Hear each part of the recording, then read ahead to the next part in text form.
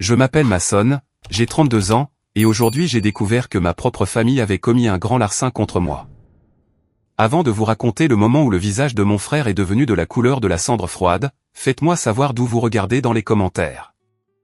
Je veux vraiment savoir si les familles sont aussi folles partout ailleurs dans le monde, ou si j'ai juste eu de la chance. C'était un mardi après-midi, le genre de mardi qui semble lourd, comme si l'air était plein d'eau, mais qu'il ne pleuvrait pas. J'étais parti plus tôt de mon travail d'architecte paysagiste. Je ne partais pas en vacances. Je n'étais pas malade. J'allais chez mes parents pour récupérer la seule chose qui comptait vraiment pour moi dans ce monde. Ma grand-mère, Eleanor, est décédée il y a 6 mois. Les funérailles ont été un flou de costumes noirs et de fausses larmes de personnes qui ne l'avaient pas visitée depuis une décennie.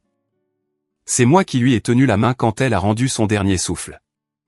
C'est moi qui savais qu'elle aimait son thé avec exactement une cuillère à café de miel et un filet de lait. Et dans son testament, elle m'avait laissé des instructions précises concernant sa bague en saphir. Ce n'était pas seulement un bijou, c'était son héritage. Elle me racontait des histoires sur cette bague quand j'étais enfant, comment elle la portait lorsqu'elle voyageait à travers l'Europe, comment elle brillait au soleil de la côte italienne. Elle avait été évaluée à 50 000 $. Mais l'argent n'avait pas d'importance. C'était le souvenir. J'ai garé mon camion dans l'allée de mes parents. C'est une belle maison, trop belle pour leurs revenus, honnêtement. Mais mon père, Thomas, et ma mère, Catherine, ont toujours été des maîtres de l'illusion. Ils privilégient la façade au détriment des fondations. C'est un terme paysager, mais il s'applique aussi aux gens. J'avais les documents légaux sur le siège passager. L'avocat avait enfin terminé le processus successoral. La bague était à moi. Elle était censée être dans le coffre-fort mural du bureau de mon père où elle avait été gardée en sécurité depuis les funérailles. J'ai déverrouillé la porte d'entrée avec ma clé. La maison sentait le polish au citron et le pot pourri, cette odeur spécifique qui essaie trop fort de masquer l'odeur de vieux secrets. « Maman, papa » ai-je appelé. Ma mère est apparue de la cuisine. Elle portait sa tenue de tennis, même si je savais pertinemment qu'elle n'avait pas joué au tennis depuis 5 ans. Elle s'est essuyé les mains sur une serviette, son sourire serré. Il n'atteignait jamais ses yeux. Jamais avec moi. Mason, dit-elle, sa voix montant un peu trop haut. Nous ne t'attendions pas avant le week-end. Je t'ai envoyé un SMS, maman. Je t'ai dit que je venais chercher la bague. L'avocat a donné le feu vert. Je l'ai vu jeter un coup d'œil vers le salon. Mon père était assis là, lisant un journal. Il n'a pas levé les yeux. C'était mon premier indice. Mon estomac s'est noué. J'ai eu l'impression d'avoir avalé une pierre. Oh, oui, maman en a parlé. Je suis passé devant elle, directement dans le bureau. La peinture du navire en mer qui couvrait le coffre-fort mural était de travers. Je l'ai poussé de côté. La porte du coffre-fort était légèrement entr'ouverte, vide. La petite boîte en velours avait disparu. Je me suis retourné. Mes parents se tenaient maintenant dans l'embrasure de la porte du bureau. Ils ressemblaient à 2 adolescents pris en flagrant délit de fumer derrière le gymnase. Sauf qu'il n'y avait aucune culpabilité dans leurs yeux, seulement du défi. « Où est-elle » ai-je demandé. Ma voix était calme, mais mes mains tremblaient. Je les ai serrées en poing sur mes côtés pour le cacher. « Mason, assieds-toi » dit papa, parlant enfin. « Soyons raisonnables. Je ne veux pas m'asseoir. Je veux la bague que grand-mère m'a laissée. La bague qui est légalement mienne. » Maman soupira, le genre de soupir qu'elle poussait quand j'étais enfant et que je demandais quelque chose de trop cher pour Noël. Nous avons eu une urgence familiale, Mason. Urgence ? Je les ai examinés. Vous avez l'air bien. La maison tient debout. Quelle urgence ? C'est Julian, dit maman. Julian, mon frère aîné, l'enfant prodige, le garçon qui ne pouvait rien faire de mal, même lorsqu'il a craché 3 voitures avant ses 20 ans. Julian, qui était actuellement directeur des ventes dans une entreprise technologique, même si je suis presque sûr que son titre de poste réel était sensu professionnel. Il est blessé, ai-je demandé. Non, dit papa, s'avançant. Il avait besoin d'aide. Il va faire sa demande à Chloé. J'ai cligné des yeux. D'accord. Et, continua maman, lissant sa jupe. Chloé vient d'une famille très importante. Vous savez, son père est dans le développement immobilier. Ils s'attendent à un certain standing. Les pièces se sont assemblées dans ma tête comme un piège à ours qui se referme. Vous lui avez donné la bague, ai-je murmuré. Nous ne la lui avons pas donnée, corrigea papa. Nous l'avons laissé l'utiliser pour la demande. Il doit faire bonne impression, Mason. Il ne peut pas faire sa demande à une fille comme Chloé avec un diamant acheté en magasin. Il a besoin de patrimoine. Il a besoin de poids. Ce n'est pas à vous de la donner, ai-je crié. Le son rebondit sur les murs d'acajou. Grand-mère me l'a laissé spécifiquement par mon nom. Tu ne sors même avec personne, Mason, claqua maman, abandonnant la façade gentille. Qu'est-ce que tu vas faire avec un saphir de 50 000 $? Le garder dans un tiroir? Julien construit un avenir. Il assure un mariage qui élèvera toute cette famille. Tu devrais être heureux pour lui. Tu devrais être fier d'y contribuer. Contribuer? J'ai ri. Un son sec et dur. Vous l'avez volé. C'est du vol. Un grand larcin. N'utilise pas ces mots avec nous, avertit papa, le visage tiré. Nous sommes tes parents. Nous avons décidé que la bague servirait un meilleur but au doigt de Chloé que dans ta poche. Quand tu trouveras une gentille fille, nous t'aiderons à acheter quelque chose d'approprié. Approprié? Je me suis rapproché d'eux. Vous pensez que voler mon héritage est approprié? J'ai sorti mon téléphone. Mon pouce planait au-dessus de l'écran. Qu'est-ce que tu fais? Demanda maman, la panique vacillant enfin dans ses yeux. J'appelle la police, dis-je. Et ensuite j'appelle mon avocat. Tu ne ferais pas ça, ricana papa. Arrêter ton propre frère? Ruiner ses fiançailles? Tu serais le paria de cette ville, Mason. Pensive, veux-tu vraiment être le fils qui a envoyé son frère en prison pour un bijou? J'ai hésité. Il savait exactement où me frapper. Il savait que je détestais les conflits. Il savait que je valorisais la paix. Mais il ne s'agissait pas seulement d'une bague. Il s'agissait de respect. Il s'agissait de grand-mère. Juste à ce moment-là, mon téléphone a vibré. Une notification d'Instagram. J'ai regardé. C'était Julien. Il avait posté une photo il y a 5 minutes. C'était un gros plan d'une main parfaitement manucurée, la main de Chloé. Et là, posé sur son annulaire, se trouvait le saphir. Il était énorme, d'un bleu profond, entouré de diamants. La légende disait, elle a dit oui, je m'attache à l'amour de ma vie. Un homme offre le meilleur à sa reine. 50 000 $ à son doigt, mais elle n'a pas de prix pour moi. J'ai fixé l'écran. L'audace. Il se vantait du prix. Il utilisait le souvenir de grand-mère pour se faire valoir sur Internet. Il l'a posté, dis-je, montrant l'écran à mes parents. Il se vante de sa valeur. Elle est magnifique sur elle, dit maman, souriant à l'écran. Tu vois, elle y est à sa place. J'ai mis le téléphone dans ma poche. La rage dans ma poitrine s'est refroidie en quelque chose de dur et de froid. Quelque chose de dangereux. Tu as raison, dis-je doucement. Papa se détendit. Bien. Je savais que tu serais raisonnable. Je n'appelle pas la police, dis-je. Maman laissa échapper un soupir. Dieu merci. Je vais faire du thé. Non, dis-je en me tournant vers la porte. Je ne reste pas pour le thé et je n'appelle pas la police parce que je ne veux pas que Julien ait l'excuse d'être une victime. Je ne veux pas qu'il dise que son petit frère jaloux a ruiné son moment. J'ai ouvert la porte d'entrée.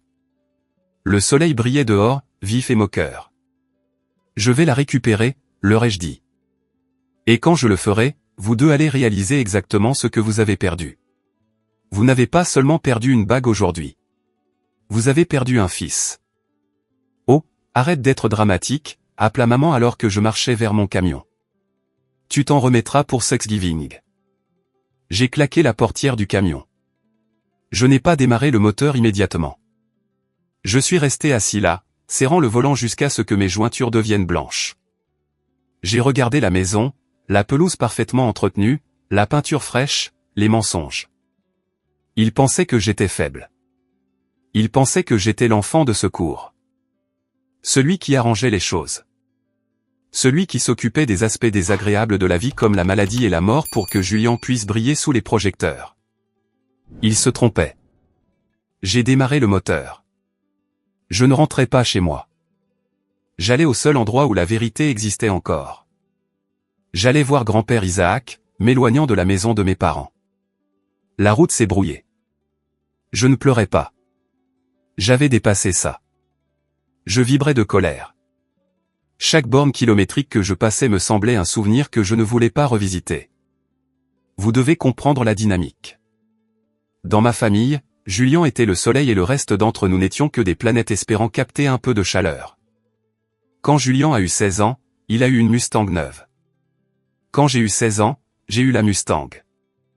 Après que Julien ait bousillé la transmission et fumé dedans pendant 2 ans. Quand Julien est allé à l'université, mes parents ont organisé un gala. Quand j'ai obtenu mon diplôme avec mention en architecture paysagère, ils m'ont envoyé une carte avec un billet de $50 à l'intérieur. Cela avait toujours été ainsi, sauf pour grand-mère Éléanore et grand-père Isaac. J'ai pris l'autoroute en direction de la communauté de retraite Shady Oaks. Le nom était une blague. Il n'y avait presque pas de chaîne, et ce n'était pas particulièrement ombragé, mais c'était cher. Mes parents payaient le minimum, et je couvrais le reste de la facture chaque mois, près de $2000 de mon propre salaire, afin que grand-père puisse avoir une chambre privée et de la nourriture décente. Julien n'a pas versé un centime. Il disait que sa trésorerie était bloquée dans des investissements. J'ai repensé aux funérailles il y a 6 mois. La pluie était incessante ce jour-là. Nous étions debout près de la tombe. Le prêtre débitait des paroles sur la paix. Julien regardait sa montre, probablement inquiet de manquer un tea time. Maman pleurait, mais elle vérifiait son maquillage dans son poudrier toutes les 2 minutes. Je me souviens avoir regardé le cercueil et avoir eu l'impression que ma poitrine était écrasée. Grand-mère était celle qui m'avait appris à jardiner. C'était elle qui s'était assise avec moi quand j'avais échoué à mon examen de maths en 3e année et qui m'avait dit que j'étais intelligent d'autre manière. Après le service, l'avocat a lu le testament dans un petit bureau étouffant. À mon fils Thomas, je laisse la maison. À mon petit-fils, Julien, je laisse ma collection d'horloges antiques. Julien avait vendu ses horloges en 1 semaine. Je l'ai découvert plus tard. Et à mon petit-fils, Mason, l'avocat avait fait une pause, regardant par-dessus ses lunettes. Je laisse ma bague en saphir et l'acte de propriété du terrain de West Creek. Je me souviens que Julien avait ricané. La terre marécageuse. Bonne chance avec ça, Mason. Mais ensuite l'avocat a mentionné la bague. La bague en saphir évaluée à $50 000. Julien avait relevé la tête. Attendez, pourquoi il a la bague? C'est un homme. Je suis l'aîné. Je devrais avoir les bijoux à transmettre. Le testament est spécifique, avait dit l'avocat. Il va à Mason. Julien m'avait alors lancé un regard de pure prétention. Et maintenant, 6 mois plus tard, il avait pris ce qu'il croyait être légitimement sien. J'ai garé ma voiture sur le parking de la maison de retraite. C'était un bâtiment en briques, propre mais stérile. J'ai pris une profonde inspiration, me calmant. Je ne pouvais pas laisser grand-père me voir en rage. Il avait un cœur fragile, du moins c'est ce que disait le médecin. Personnellement, je pensais que son cœur était la chose la plus forte chez lui. J'ai franchi les portes automatiques. L'odeur m'a frappé instantanément. Antiseptique, légumes bouillis et désodorisants à la lavande. C'était l'odeur de la tante. Salut, Mason. La réceptionniste Sarah m'a souri. Il est dans la véranda. Merci, Sarah. J'ai trouvé grand-père Isaac assis près de la fenêtre dans son fauteuil roulant. Il avait 85 ans, frêle, la peau comme du papier parchemin, mais ses yeux étaient vifs. Il fixait un jet bleu dehors par la fenêtre. « Salut, grand-père » dis-je, forçant une légèreté dans ma voix que je ne ressentais pas. Il s'est tourné. Son visage s'est illuminé. Le voilà, le seul homme millaire qui connaît la différence entre un pétunia et une pomme de terre. J'ai ri, tirant une chaise en plastique. « Comment te sens-tu aujourd'hui » Comme une charnière rouillée, dit-il, serrant ma main. Sa main était froide, mais sa poigne était étonnamment ferme. Mais je me sens mieux maintenant que tu es là. Tu as l'air mal en point, mon fils. J'ai détourné le regard. Merci. Je suis sérieux. Il a tapoté ma main. Ta mâchoire est assez serrée pour casser une noix. Qu'est-ce qu'ils ont fait? Il n'a pas dit qui. Il savait. C'était toujours « il ». Mes parents. Julian. J'ai soupiré. Je ne pouvais pas lui mentir.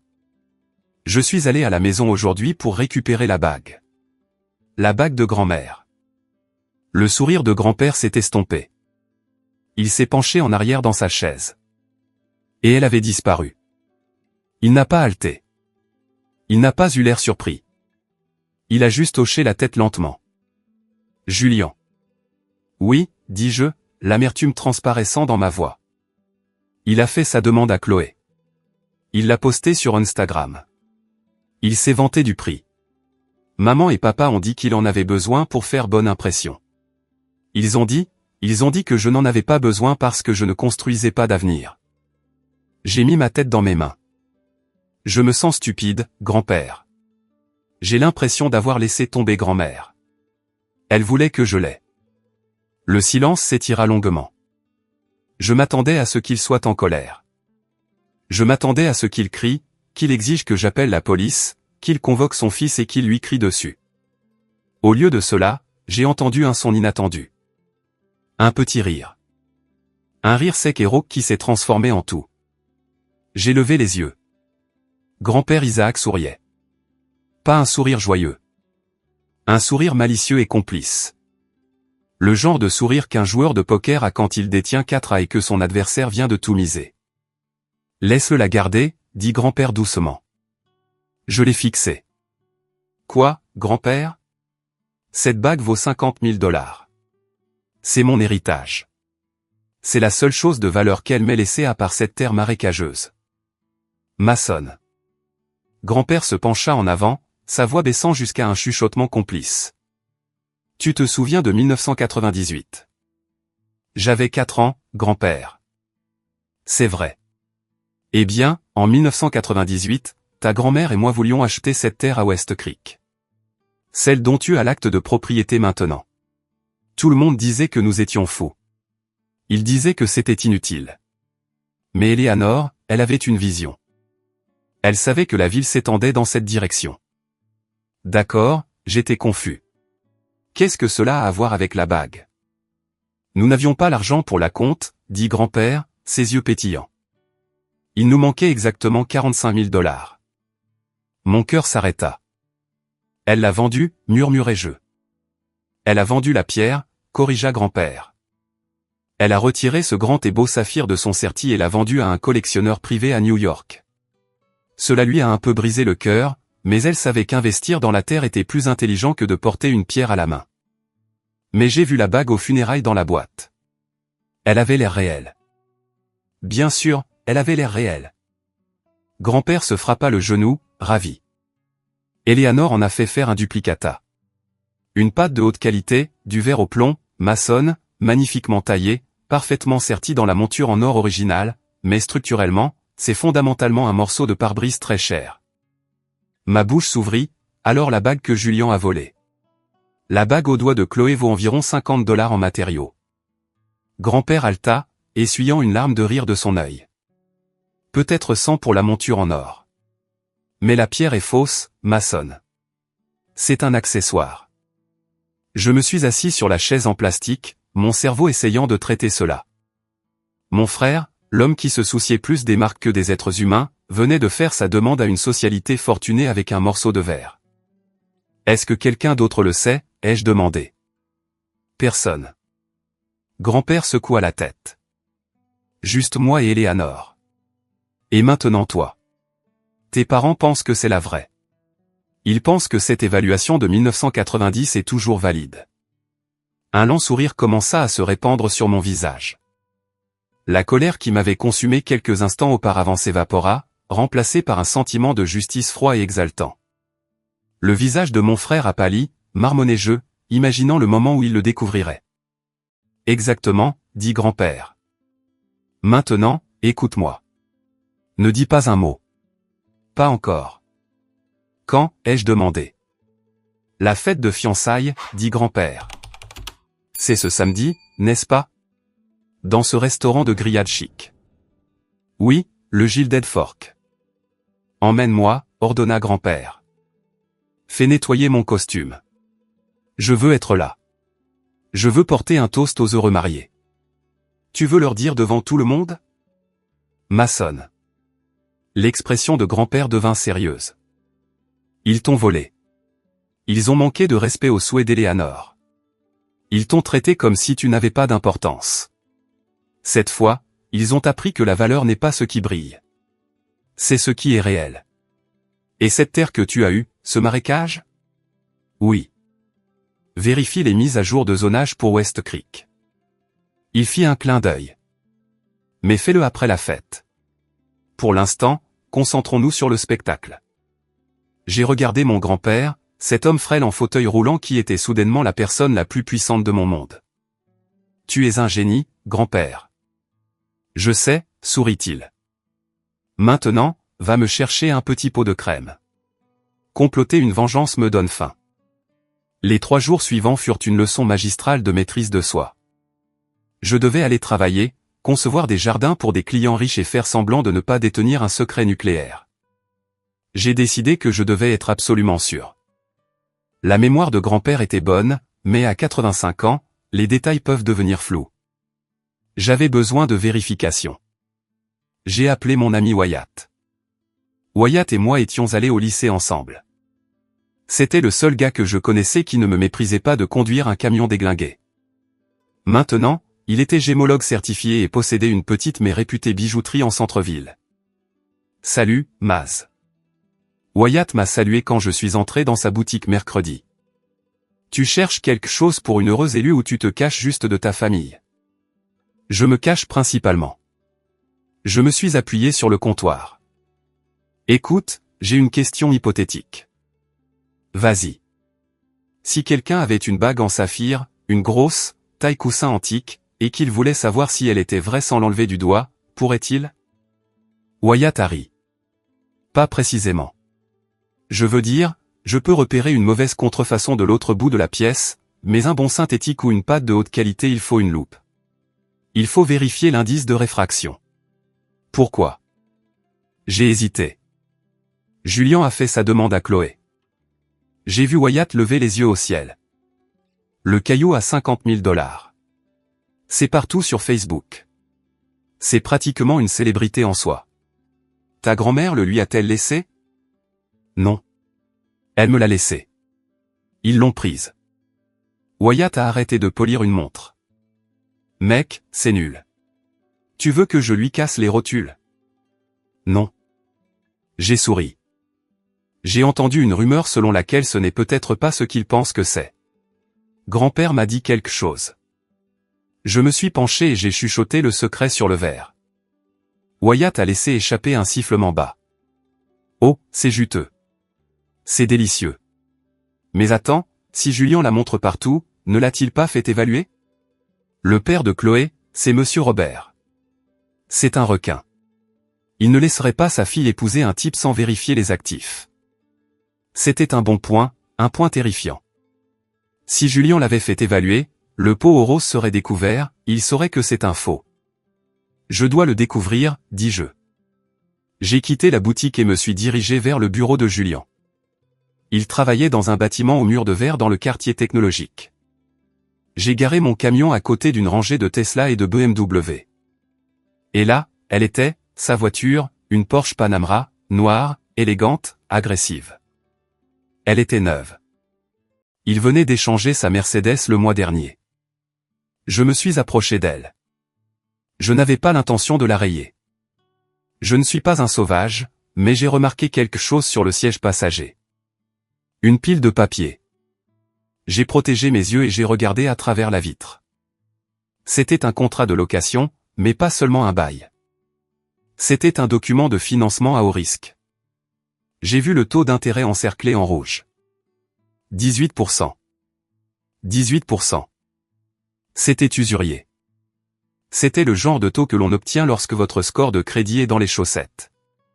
Puis j'ai vu une autre enveloppe qui dépassait dessous le siège. Elle portait un logo que je reconnaissais. Prêt sur gage. Mon téléphone a vibré. C'était un SMS de Julien. Et petit frère. J'ai entendu dire que tu étais passé chez maman et papa. Ne sois pas un mauvais perdant. Viens au dîner de fiançailles. Amen grand-père. Monsieur Robert veut rencontrer tout le clan. Essaie de t'habiller comme si tu gagnais plus que le salaire minimum. J'ai fixé le texte. Il me narguait. J'ai attendu qu'il sorte. À 17h précise, Julien est sorti du bâtiment. Il portait un costume qui coûtait plus cher que ma première voiture. Il avait l'air du succès, mais en regardant de plus près, j'ai vu les rides de stress autour de ses yeux. J'ai vu la façon dont il vérifiait son téléphone nerveusement. Mason, a-t-il appelé, me repérant. Il n'avait pas l'air content. Qu'est-ce que tu fais ici? Tu me traques? Je vérifie juste la nouvelle voiture, dis-je, m'appuyant contre la Porsche. Belle roue, chère, haut de gamme. Julien a souri, déverrouillant la portière. Les affaires sont florissantes, Maz. Tu ne comprendrais pas. Comment va le jardinage? L'aménagement paysager, ai-je corrigé automatiquement. J'ai entendu dire que tu avais fait évaluer la bague pour l'assurance. Julien s'est figé. Sa main plana au-dessus de la poignée de la portière. Il m'a regardé, les yeux plissés. Pourquoi ça t'intéresse? Juste curieux puisque c'était, tu sais, à moi. Julien a ri, mais son rire semblait forcé. Oui, je l'ai apportée à un type, un ami d'un ami. Je ne voulais pas la laisser dans un magasin, tu sais, trop précieuse. Et elle vaut 80 000 $ maintenant. Julien a menti. Je savais qu'il mentait. Son œil gauche a tiqué. C'était son signe révélateur. Appréciation du marché. J'en ai parlé à Monsieur Robert. Il a été impressionné. Il a dit que ça montrait une richesse générationnelle. C'est ce dont Chloé a besoin, Mason. La sécurité, pas un jardinier. 80 000 $, ai-je répété. Waouh. Oui. Alors, n'aie pas l'idée de la redemander. Elle fait partie de mon portefeuille maintenant. Il est monté dans la voiture et a fait vrombir le moteur agressivement. Alors qu'il quittait le parking en trombe, j'ai réalisé la vérité. Il ne l'avait pas fait évaluer officiellement. Il ne pouvait pas. S'il l'avait fait, il aurait dû l'assurer, et cela coûte de l'argent. Il improvisait. Il utilisait la réputation de la bague pour renforcer son statut auprès du père de Chloé. Il était probablement noyé sous les dettes. La voiture, les vêtements, le style de vie, et ce mariage était sa bouée de sauvetage. Il avait besoin des relations ou de l'argent de Monsieur Robert pour rester à flot. Et il utilisait un morceau de verre pour se frayer un chemin. Je suis remonté dans mon camion. Mon cœur battait la chamade. Ça allait être bien pire que ce que j'avais imaginé. Si la vérité éclatait, ce ne serait pas seulement embarrassant.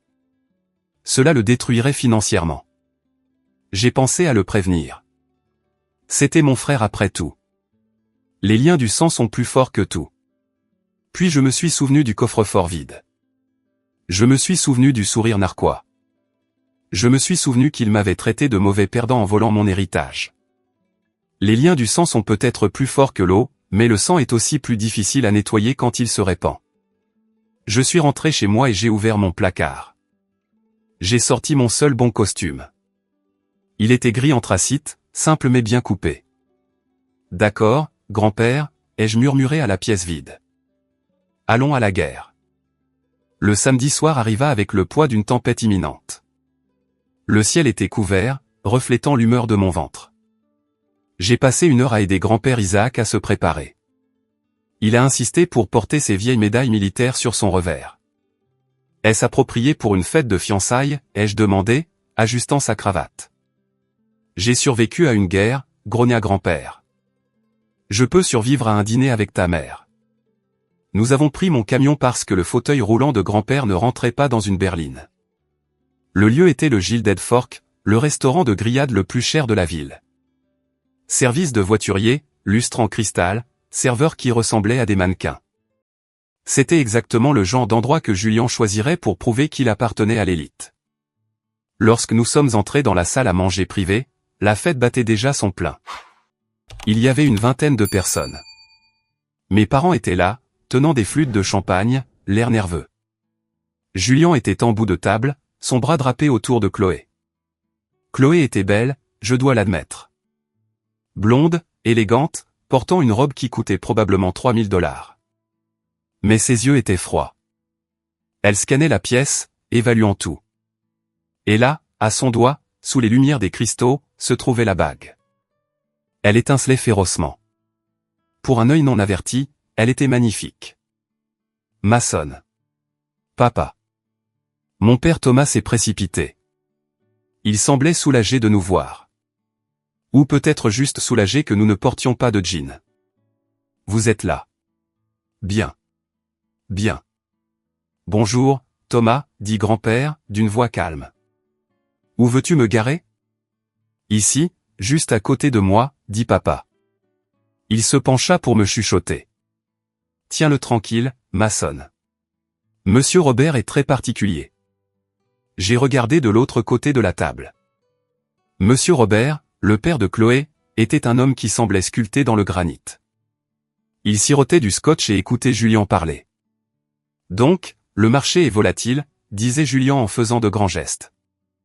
Mais mes actifs sont diversifiés, immobilier, technologie, et bien sûr, des actifs tangibles comme les héritages familiaux. Il désigna la main de Chloé. Monsieur Robert hocha la tête d'un air approbateur. Intelligent, dit Monsieur Robert. Sa voix était profonde et rauque. J'aime un homme qui comprend la valeur. Chloé me dit que cette bague est dans votre famille depuis des générations. Depuis les années 1920, rayonna Julien. Le bien le plus précieux de ma grand-mère. Elle voulait que Chloé l'ait. J'ai senti la main de grand-père se serrer sur la coudoir de son fauteuil roulant. J'ai posé ma main sur la sienne pour le calmer. Pas encore, ai-je signalé. Nous nous sommes assis. Le dîner fut un flot de plats coûteux que je ne pouvais pas goûter. Bisque de homard, bœuf wagyu. Ma mère n'arrêtait pas de me lancer des regards, me prévenant silencieusement de me tenir tranquille. J'ai observé Julien. Il buvait beaucoup. Son visage était rouge. Il était ivre de son propre mensonge. Il n'arrêtait pas de toucher la bague au doigt de Chloé, la montrant à ses tantes et cousines. 50 000 $, l'ai-je entendu chuchoter à un cousin. Estimation conservatrice, probablement plus proche de 90 000 maintenant. Les yeux du cousin s'agrandirent. Tu dois vraiment l'aimer. Oui, dit Julien. Seulement le meilleur. La tromperie était physique. Cela me faisait frissonner. Il ne mentait pas seulement sur l'argent. Il mentait sur le sentiment. Il affirmait que grand-mère voulait que Chloé l'ait. Grand-mère n'avait jamais rencontré Chloé. Le dessert arriva. Un genre de gâteau au chocolat et paillettes d'or. Monsieur Robert se leva et frappa son verre avec une cuillère. La pièce se tut. J'aimerais proposer un toast, dit Monsieur Robert à Julien et Chloé. Quand Julien est venu me demander la main de ma fille, je lui ai posé une question. Pouvez-vous la protéger non seulement physiquement, mais fiduciairement? Pouvez-vous assurer son avenir? Il fit une pause, regardant Julien. Aujourd'hui, en voyant ce bel héritage, en voyant le respect de la tradition et de la valeur. Je crois que la réponse est oui. Bienvenue dans la famille, mon fils. Tout le monde applaudit. Julien avait l'air d'avoir gagné à la loterie. Il se leva, rayonnant. Merci, Robert. Cela signifie le monde pour moi. Je promets d'honorer cette bague et la femme qui la porte. Excusez-moi. Une voix rauque traversa les applaudissements. La pièce se figea. Tout le monde se tourna vers le bout de la table. Grand-père Isaac levait la main. Papa. Mon père siffla. Assieds-toi. Pas maintenant. Je suis assis, Thomas, claqua grand-père. Je suis en fauteuil roulant. Quelques rires maladroits parcoururent la pièce. J'aimerais dire quelques mots, dit grand-père, sa voix gagnant en force. À propos de la bague. Le sourire de Julien chancela. Il me regarda, la panique dans les yeux. Il pensait que je lui avais raconté le vol. Il ne savait pas que grand-père en savait plus. Laissez-le parler, dit monsieur Robert, intrigué. C'est le grand-père. Allez-y, monsieur. J'ai fait avancer légèrement le fauteuil de grand-père afin qu'il puisse faire face à tout le monde. Mon cœur martelait mes côtes comme un oiseau en cage. C'était ça. Cette bague, commença grand-père, pointant un doigt tremblant vers la main de Chloé. Elle est belle, n'est-ce pas? Oui, elle l'est, dit Chloé, souriant poliment. Ma femme Éléanore l'aimait beaucoup, continua grand-père. Elle la portait à Paris. Elle la portait à Rome. Elle la portait quand elle tenait Julien bébé. Ma mère sourit, pensant qu'il s'agissait juste du discours sentimental d'un vieil homme. C'est vrai, papa. Elle a tellement d'histoires. Oui, grand-père hocha la tête. L'histoire est une chose amusante. Il s'agit de ce que nous choisissons de nous souvenir et de ce que nous choisissons d'oublier. Il regarda directement Julien. Julien pâlit. Grand-père, peut-être pouvons-nous faire cela plus tard, commença Julien. Chut. Mon garçon, ordonna grand-père. L'autorité dans sa voix fit taire la pièce. Je veux vous raconter une histoire sur 1998. J'ai vu mon père froncer les sourcils. Il ne connaissait pas l'histoire. En 1998, dit grand-père, Éléanore et moi avons pris une décision. Nous voulions investir dans l'avenir de notre famille. Nous voulions acheter un terrain, mais nous manquions de liquidités.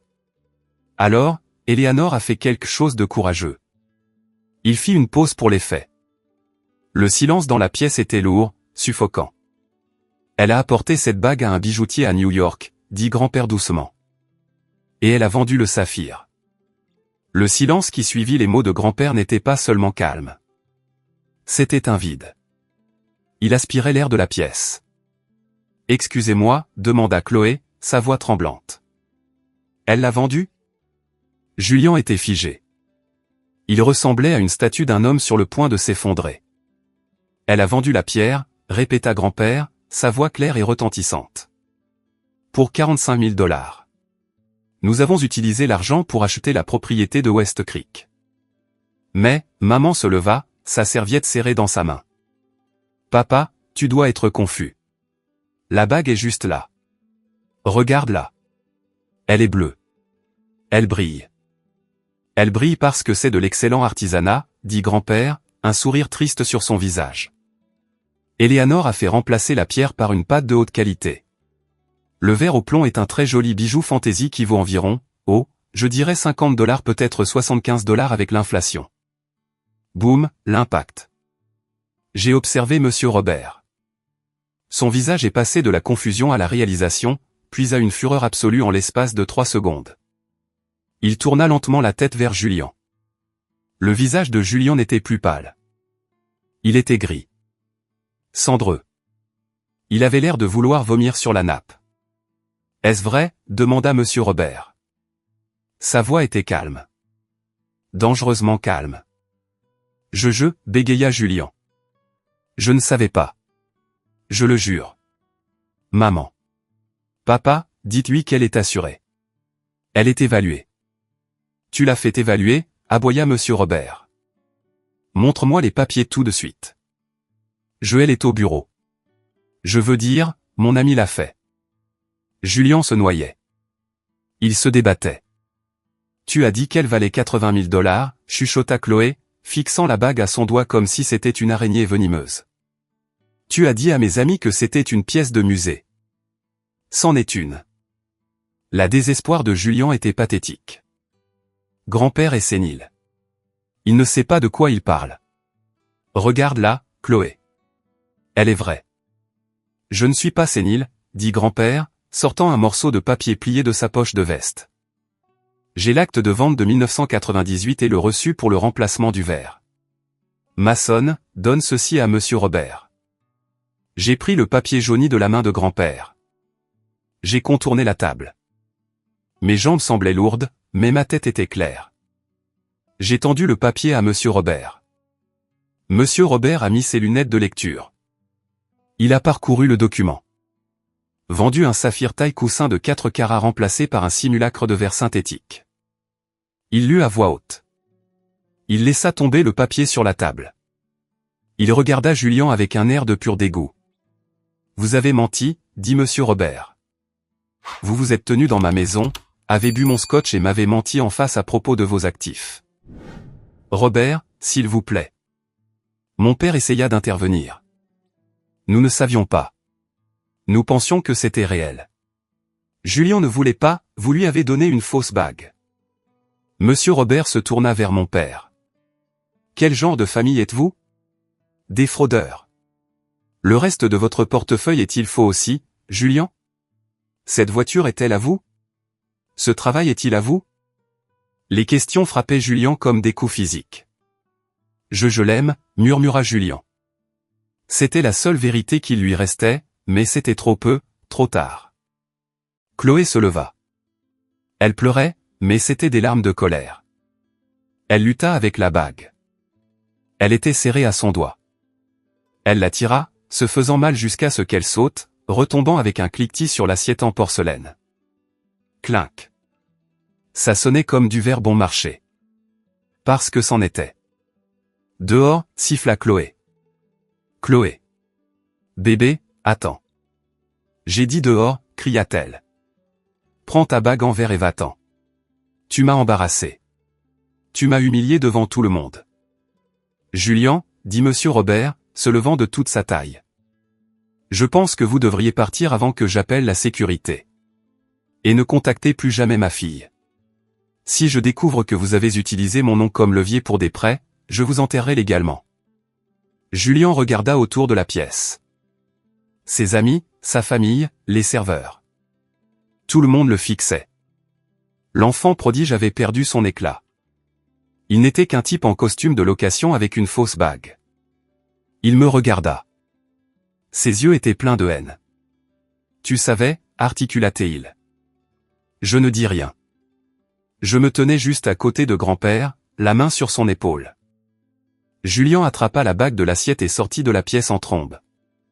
Mes parents le poursuivirent. Julien, attends. Nous pouvons expliquer, cria maman. La porte claqua. La pièce fut de nouveau silencieuse, à l'exception du doux jazz jouant dans les haut-parleurs. Monsieur Robert nous regarda, moi et grand-père. Il prit une profonde inspiration, ajustant sa cravate. C'était un homme d'affaires. Il savait comment limiter les pertes. Je m'excuse pour la scène, dit monsieur Robert à la pièce. Puis il regarda grand-père. Merci, monsieur, pour votre honnêteté. Vous avez sauvé ma fille d'une erreur très coûteuse. Mieux vaut une dure vérité qu'un doux mensonge, dit grand-père. J'ai fait reculer le fauteuil roulant de grand-père. Nous allons partir maintenant. Prends le gâteau, chuchota grand-père. Je n'ai pas eu une bouchée. Je n'ai pas pris le gâteau. Je l'ai juste fait sortir de la salle privée, à travers le restaurant et dans l'air frais de la nuit. Mes parents étaient sur le parking, se criaient dessus. La Porsche de Julien était partie. Comment as-tu pu, cria maman en me voyant. Elle s'avança, le visage déformé. Tu as planifié ça. Toi et ce vieil homme. Ne parle pas de ton père comme ça, dis-je, ma voix basse. Nous n'avons pas fait mentir Julien. Nous ne vous avons pas fait voler. Nous avons juste mis les choses en lumière. Tout ce que vous voyez maintenant, c'est de votre faute. Tu as ruiné sa vie, hurla papa. Monsieur Robert va le mettre à l'index. Il est endetté, maçonne. Il en avait besoin. Alors peut-être qu'il aurait dû trouver un emploi au lieu de mon héritage, dis-je. J'ai aidé grand-père à monter dans le camion. J'ai plié le fauteuil roulant. Je ne me sentais pas coupable. Je ne me sentais pas triste. Je me sentais libre. Le trajet de retour vers la maison de retraite fut silencieux, mais c'était un silence confortable. J'ai bien fait, demanda grand-père après quelques kilomètres. Tu étais terrifiant, dis-je. C'était parfait. Bien, il pencha la tête en arrière contre le siège. Il avait l'air fatigué. L'adrénaline se dissipait. Quand je suis rentré chez moi cette nuit-là, mon téléphone a explosé. Des SMS de Julien m'appelant de tous les noms. Des messages vocaux de maman pleurant, m'accusant d'être jaloux et rancunier. Mais il y avait un email qui se démarquait. C'était une notification d'un service juridique. Monsieur Robert ne plaisantait pas. Il avait déposé une ordonnance de cesser et de s'abstenir contre Julien concernant toute mention de sa société. Et, chose intéressante, un tuyau à l'IRS concernant les actifs de Julien. La semaine suivante fut un accident de voiture au ralenti pour ma famille. La Porsche de Julien fut saisie mardi. Je le sais parce que mon ami Wyatt a vu la dépanneuse au bureau de Julien et m'a envoyé une photo. Légende, le carrosse doré se transforme en citrouille. Apparemment, Julien avait contracté un prêt personnel massif pour payer le style de vie dont il avait besoin pour courtiser Chloé, utilisant la valeur estimée de la bague comme garantie auprès d'un prêteur privé. Lorsque la nouvelle a éclaté que la bague était fausse, le prêteur a immédiatement exigé le remboursement du prêt. Mes parents se démeneraient. Ils essayaient de refinancer leur maison pour renflouer Julien. Ils vendaient des choses. Je suis resté à l'écart. Je me suis concentré sur mon travail. Je me suis concentré sur grand-père, mais il restait une question en suspens, la bague. Vendredi, un colis est arrivé à mon appartement. C'était une enveloppe matelassée. Pas d'adresse de retour, mais je connaissais l'écriture.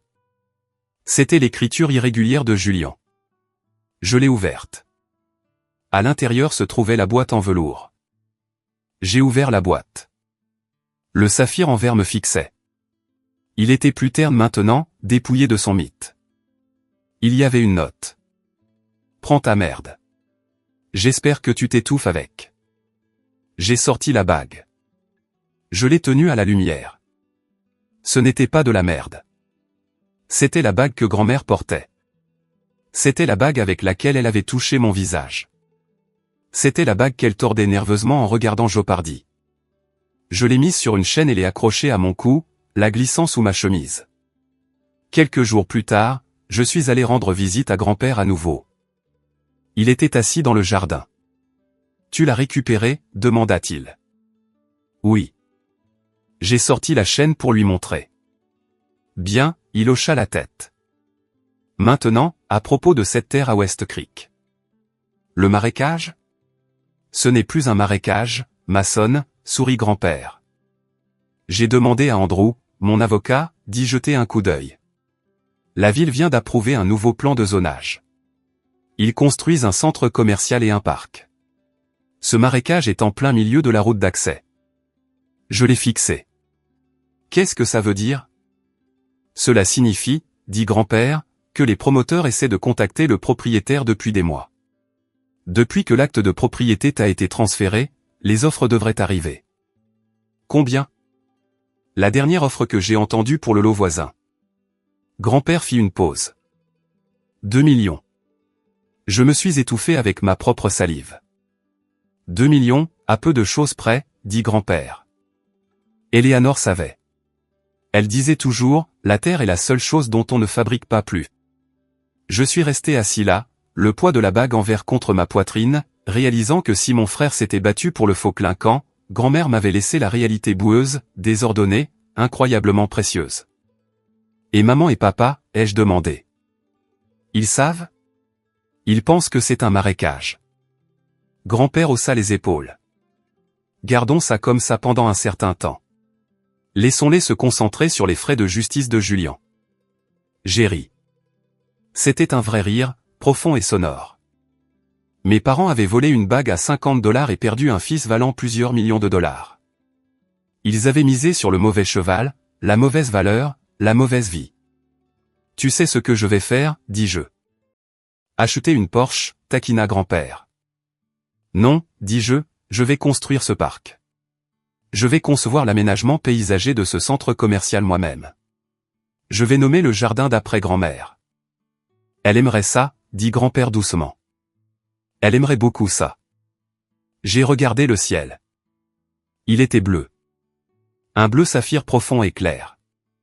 Nous avons gagné, grand-père. Non, Mason. Il tapota ma main. Tu n'as pas seulement gagné. Tu as hérité de la vérité. Ça vaut plus que n'importe quelle pierre. Et alors que j'étais assis là avec l'homme qui m'avait élevé plus que mon propre père ne l'avait jamais fait, je savais qu'il avait raison. J'avais la bague. J'avais la terre. Mais surtout j'avais ma dignité. Et Julien, La dernière fois que j'ai entendu parler de lui, il conduisait une Honda Civic de 2010 et travaillait comme jeune représentant commercial. Le karma est un moulin lent, mais mon Dieu, comme il moue finement. Le silence dans mon appartement après le fiasco de la fête de fiançailles n'a pas duré longtemps.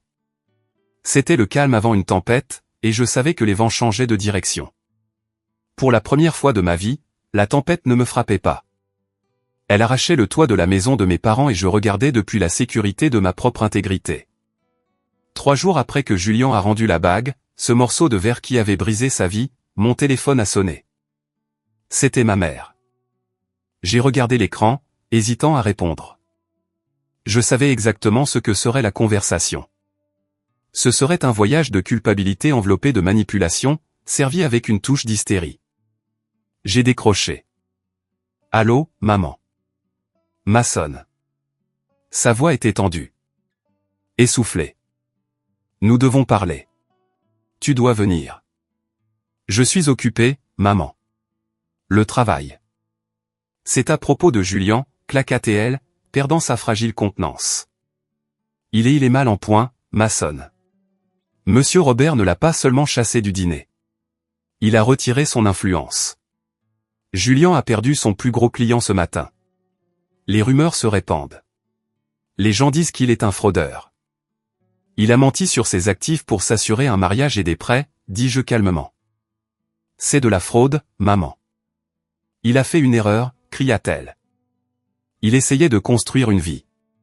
Et toi et ton grand-père, vous l'avez humilié. Vous l'avez détruit pour un bijou qui n'était même pas vrai. Le bijou n'était pas le problème, dis-je, sentant cette vieille fatigue familière s'installer dans mes os. Le vol était le problème. Le manque de respect était le problème. Nous avons besoin d'argent, maçonne. Elle abandonna la prétention. Les créanciers de Julien appellent à la maison. Il a utilisé notre adresse pour certains de ses papiers. Il menace de saisie. Nous devons vendre la monture en or de cette bague. Je sais que la pierre est fausse, mais l'or est vintage. Ça vaut quelque chose. Apporte-la. J'ai ri. C'était un rire sombre et creux. Même maintenant, après tout, ils considéraient toujours mon héritage comme leur fonds d'urgence. Non, dis-je. Qu'est-ce que tu veux dire non? C'est la propriété de la famille. C'est ma propriété, ai-je corrigé. Et je ne vais pas faire fondre l'héritage de grand-mère pour payer les frais de leasing de Julien. S'il a besoin d'argent, il peut vendre ses clubs de golf ou trouver un deuxième emploi. J'ai raccroché. Ma main tremblait, non pas de peur, mais de l'adrénaline d'avoir enfin tracé une limite qui tenait. Mais le véritable tremblement de terre s'est produit le mardi suivant. J'étais assis dans mon petit bureau à l'entreprise d'aménagement paysager, esquissant un design pour le patio d'un client, lorsque ma réceptionniste m'a appelé. Maçonne, il y a un monsieur ici pour vous. C'est Andrew Miller. Andrew, l'avocat de grand-père, l'homme qui avait géré la succession. Faites-le entrer. Andrew est entré, portant une mallette en cuir qui semblait plus vieille que moi. C'était un homme sérieux, dépourvu d'humour, mais plein d'une intelligence aiguisée. Il s'est assis, posant la mallette sur mon bureau avec un lourd bruit. Maçonne, il a hoché la tête. Comment va Isaac? Il va bien. Il mange trop de pudding, mais il est heureux. Bien. Andrew a déclipsé la mallette.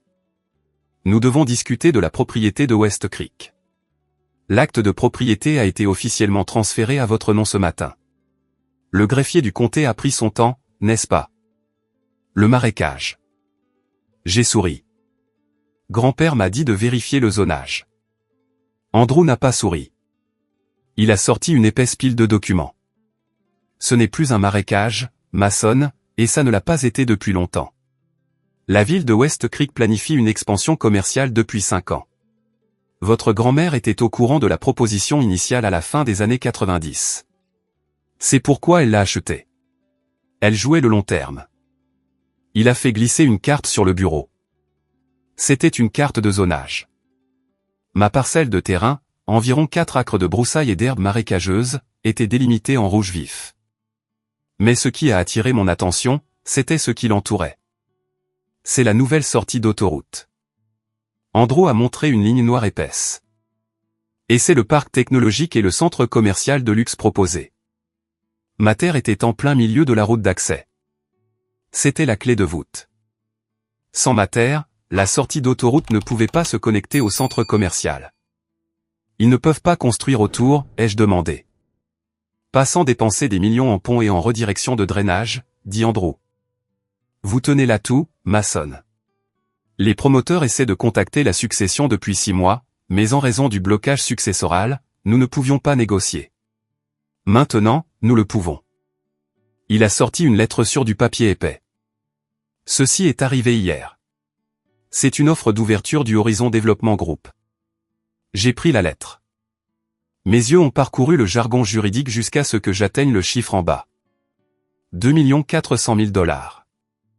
2,4 millions de dollars. L'air a quitté mes poumons. Je me suis penché en arrière dans ma chaise, le papier tremblant dans ma main. J'ai regardé la bague en verre suspendue à mon cou, glissée sous ma chemise. Grand-mère avait vendu un vrai saphir pour 45 000 $ pour acheter de la terre. Et cette terre valait maintenant une fortune. Elle avait transformé un objet de vanité en une dynastie. C'est réel, ai-je murmuré. Aussi réel qu'une crise cardiaque, dit Andrew. Et honnêtement, nous pouvons probablement les faire monter à 2,6 si nous tenons un mois. Mais je ne pousserai pas trop loin. Ils ont les moyens, mais ils ont des délais à respecter. 2,4, c'est bien, ai-je réussi à dire. C'est plus que bien. Il y a une chose, dit Andrew, ses yeux plissés. C'est maintenant un dossier public. Le transfert de l'acte de propriété, les changements de zonage. Tout est public. Votre frère travaille dans les ventes. Il se débrouille dans l'immobilier. Il lit les revues spécialisées. Comme sur commande. Mon téléphone portable a commencé à sonner. J'ai regardé l'identifiant. Papa, puis il s'est arrêté. Puis maman. Puis Julien. Ils savaient. Ils savent, ai-je dit à Andrew. Je m'en doutais. Andrew se leva. Mason, écoutez-moi. Légalement, cet argent vous appartient à 100%. Ce n'est pas une propriété maritale. Ce n'est pas une propriété familiale. C'est un héritage qui vous est laissé à vous seul, mais ils viendront le chercher. Ils supplieront, ils menaceront, ils poursuivront en justice. Vous devez être préparé. Je le suis, dis-je en me levant. Je me sentais plus grand, plus lourd.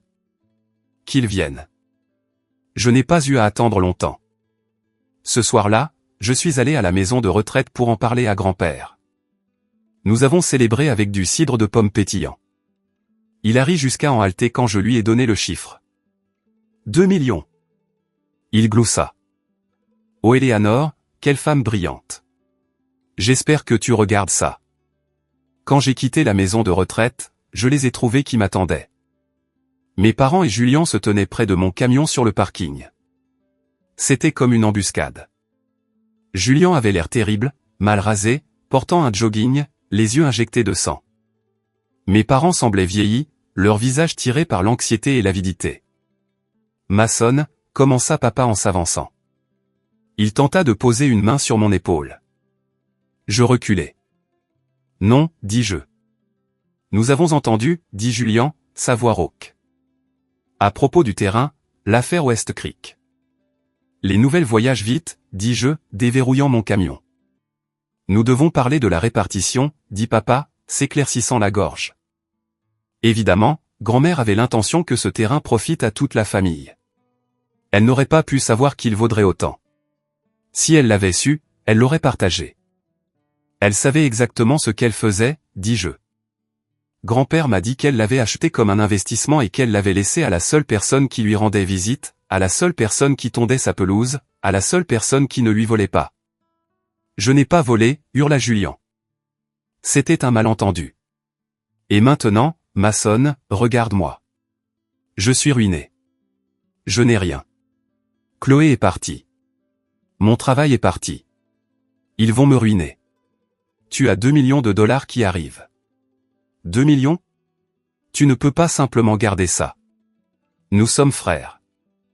Nous n'étions pas frères quand tu as pris la bague, dis-je doucement. Nous n'étions pas frères quand tu as raillé mon travail.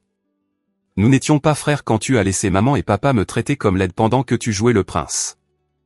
Nous t'avons élevé, hurla maman, les larmes coulant sur son visage. Nous t'avons donné un foyer. Nous t'avons nourri. Tu nous dois. Je ne vous dois rien. Je la regardai droit dans les yeux. J'ai payé mes propres études. Je paie les soins de grand-père. Je paie ma propre vie. Vous avez tout donné à Julien. Vous avez parié sur lui. Vous avez mis toutes vos mises émotionnelles et financières sur l'enfant prodige. Je désignai Julien qui tremblait dans l'air frais de la nuit. Eh bien, regardez votre investissement. Je dis, il s'est effondré. Vous ne pouvez pas encaisser mes parts simplement parce que votre portefeuille a échoué. Espèce de salaud égoïste, cracha Julien, se jetant sur moi. Je ne bronchais pas. Je le regardais simplement.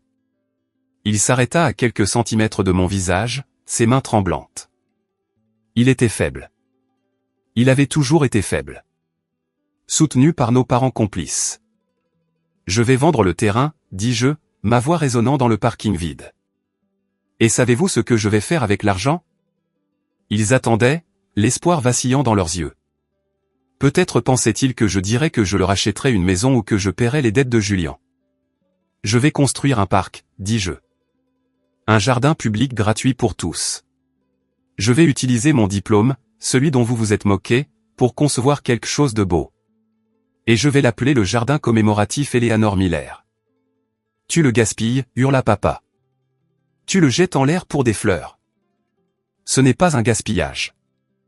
J'ouvris la portière de mon camion. C'est un héritage. Quelque chose de réel. Quelque chose qui dure plus longtemps qu'un leasing de Porsche.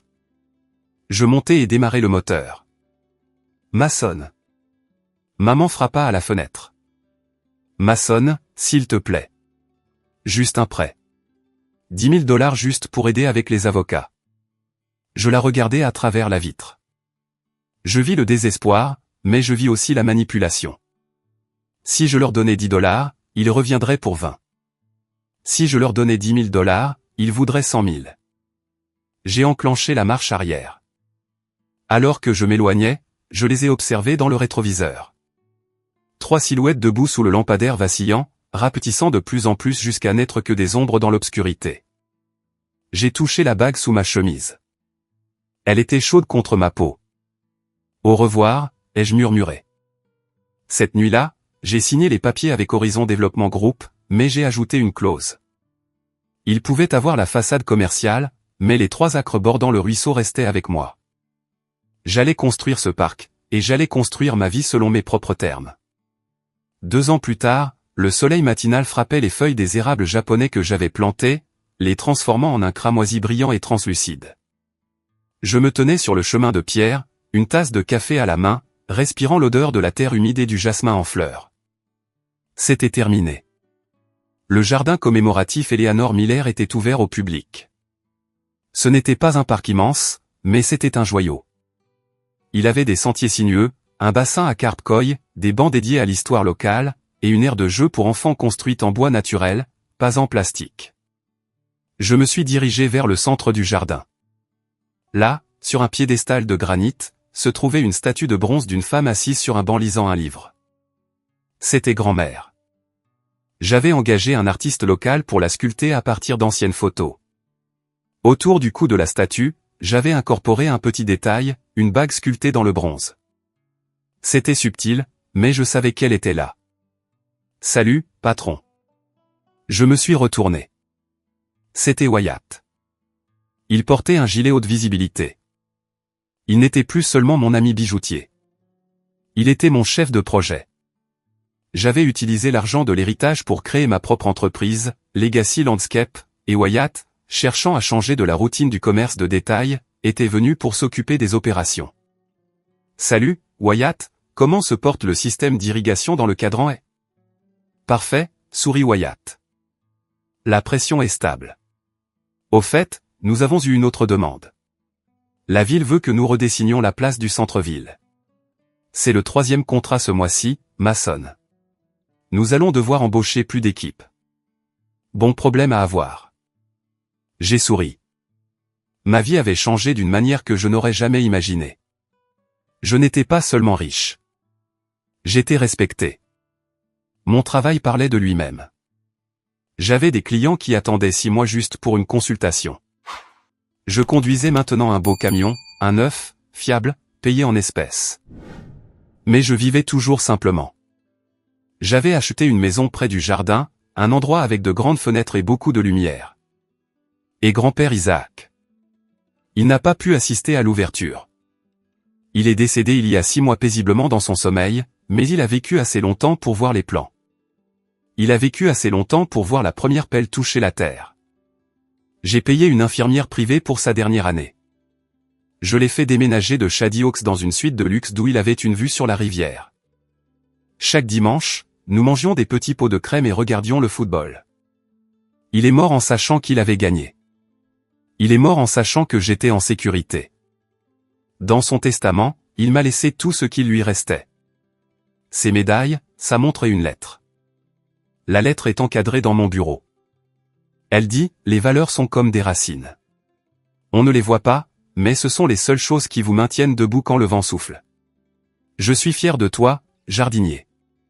Quant à ma famille, j'aimerais pouvoir dire qu'ils ont appris leur leçon.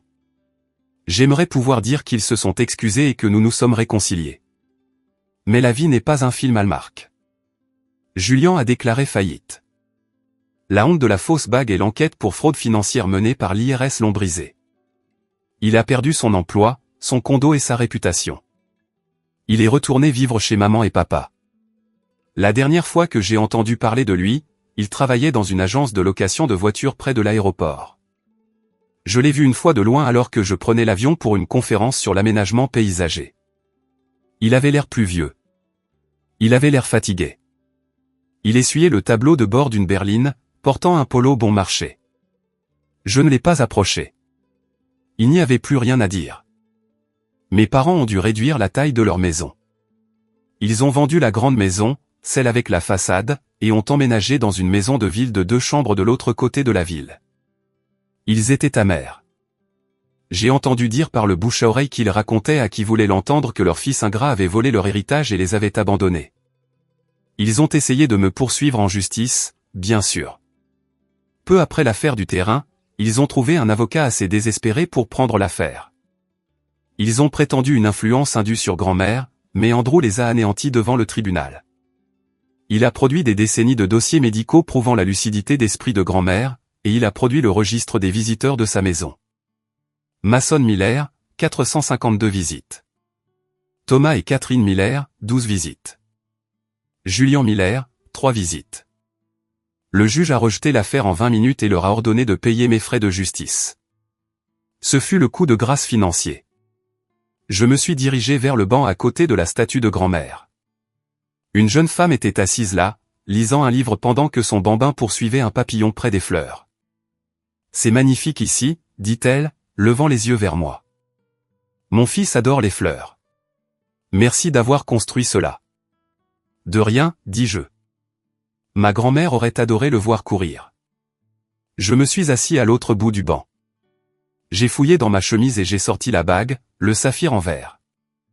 Je la portais toujours tous les jours. Les gens me demandaient parfois pourquoi un architecte paysagiste millionnaire portait un bijou fantaisie bon marché. Je leur disais la vérité. Cette bague, disais-je, tenant le verre au soleil, vaut $50. Mais elle m'a sauvé la vie. Elle m'a appris la différence entre le prix et la valeur. Elle m'a appris que les gens qui vous aiment veulent que vous ayez la vraie chose, la terre, l'avenir, la vérité. Et les gens qui vous utilisent ne s'intéressent qu'à l'éclat. Mon téléphone a vibré. C'était un SMS de Chloé. Oui, cette Chloé-là. Nous nous étions rencontrés par hasard dans un café 1 an après la rupture. Elle s'était excusée. Elle m'avait dit qu'elle se sentait horrible de la façon dont elle m'avait traité au dîner. Nous ne sortions pas ensemble. Elle n'était pas mon type. Trop d'énergie de femme exigeante, mais nous étions amis. Chloé, salut, j'ai vu l'article sur le jardin dans le magazine de la ville. Ça a l'air incroyable. Julien a essayé de m'ajouter en ami hier. Je l'ai bloqué. J'espère que tu vas bien. J'ai ri et j'ai répondu. Très bien. Merci. J'ai rangé mon téléphone. J'ai regardé le jardin. C'était mon héritage. Pas l'argent à la banque, bien que ce soit agréable. Mais cette paix, cette capacité de s'asseoir sur un banc au milieu d'un mardi et de se sentir absolument et complètement suffisant. Je n'étais plus le plan de secours. Je n'étais plus le bouc émissaire. J'étais le jardinier. J'avais élagué les branches mortes de mon arbre généalogique. Et pour la première fois, je laissais la lumière du soleil frapper le sol. Je me suis levé, j'ai bu une gorgée de mon café, et je suis retourné vers mon équipe. Nous avions du travail à faire. Il y avait une installation de fontaine dans le coin nord qui nécessitait mon approbation. En marchant, j'ai touché les médailles sur mon propre revers, les médailles de grand-père. Je les portais lors d'occasions spéciales maintenant. Aujourd'hui n'était qu'un mardi, mais cela me semblait spécial. Chaque jour de liberté me semblait spécial. Grand-père avait raison. Qu'il garde la fausse bague. Qu'ils aient l'illusion. Je prendrai la terre. Je prendrai le travail. Je prendrai la vérité. Parce qu'en fin de compte, le verre se brise. Mais la terre demeure. Cette histoire ne parle pas seulement d'une bague ou d'un frère vindicatif. Elle parle de la différence fondamentale entre la valeur nette et l'estime de soi. Nous vivons dans un monde obsédé par l'étalage, les voitures flashy, les gros diamants, les publications Instagram soignées. Mon frère Julien et mes parents ont passé toute leur vie à courir après l'apparence de la richesse au point de sacrifier leur intégrité et leurs liens familiaux pour la maintenir. Ils ont valorisé le symbole de l'héritage, la bague, plus que la source de l'héritage, grand-mère Éléanore. En revanche, grand-mère et grand-père comprenaient que la vraie valeur est souvent cachée. Elle est dans la terre marécageuse qui semble laide mais recèle un potentiel. Elle est dans les moments silencieux de prise en charge, pas les moments bruyants de célébration. En courant après le faux éclat, ma famille a perdu le vrai trésor. À la fois la terre d'une valeur de plusieurs millions de dollars et la relation avec un fils qui les aurait soutenus. Alors, voici ma question pour vous. Avez-vous déjà eu un moment dans votre vie où vous avez dû choisir entre paraître réussi et être réellement fidèle à vous-même? Ou avez-vous déjà découvert que quelque chose ou quelqu'un que vous sous-estimiez s'est avéré être la chose la plus précieuse de votre vie? Je veux entendre vos histoires. Laissez un commentaire ci-dessous avec votre perspective. Ou si vous êtes d'accord que l'intégrité est l'héritage ultime. Commentez simplement le mot « bien » pour que je sache que vous avez tenu bon avec grand-père Isaac et moi jusqu'à la toute fin. Votre interaction et de l'histoire a touché plus de personnes qui pourraient avoir besoin d'entendre qu'il est acceptable d'être le bouc émissaire qui s'en va pour construire son propre jardin. Merci d'avoir écouté.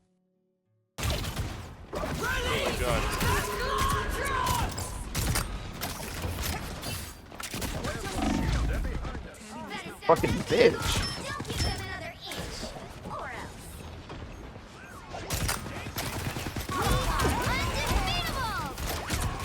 Gambit, please.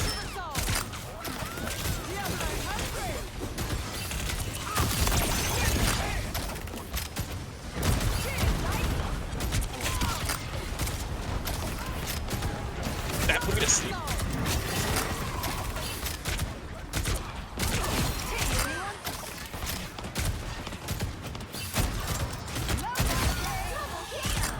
Over here. Get over here, bitch.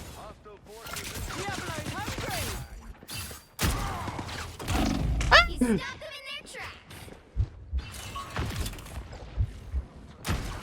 They're distracted on me. Get the healing bed! You fucking weirdo! Oh, I almost killed him too. That motherfucker hunted me down. Bloodstones don't go down quite Squirrels. so easy, love. I'm doing this my way. What are you, Candace? Squirrels. What does that even count as? A thousand gods!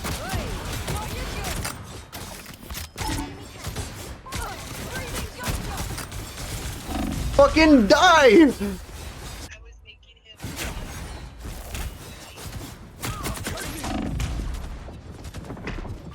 That's three. Bloodstones don't go Stop down them in quite their so tracks. easy, love. Don't get me wrong, I'm fucking doing shit with this character. I thought I was doing so much better.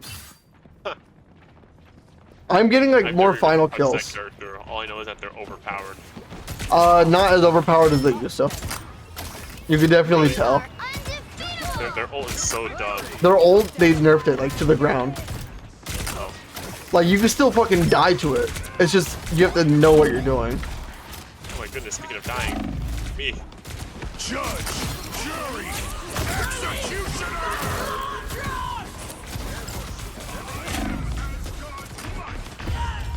Fucking bitch. Only 60 seconds left. Oh, no skill shot! It's Back to fine. the grave, better than We got ever. this. I'm here. Trap set. Come on, I ain't up.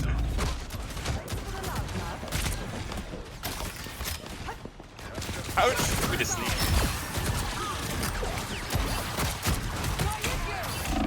Down to 30 seconds. How did I not get in the winning game? Watch your step. Good. What?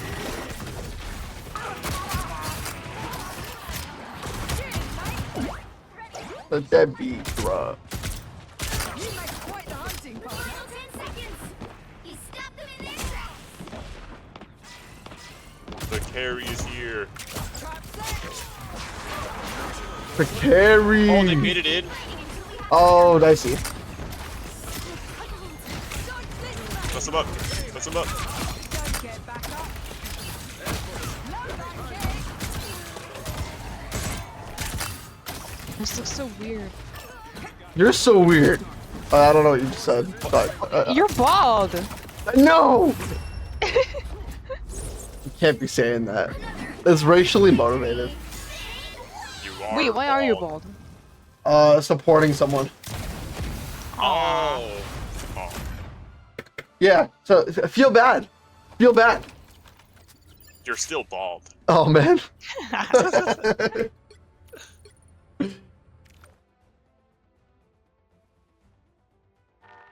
Late night, I think of you. Time for me to at Tommy. That's all that Tommy. Why just you? Has he responded? No, maybe the tornado actually got him. Scary. I was just kidding when I said yes. Oh,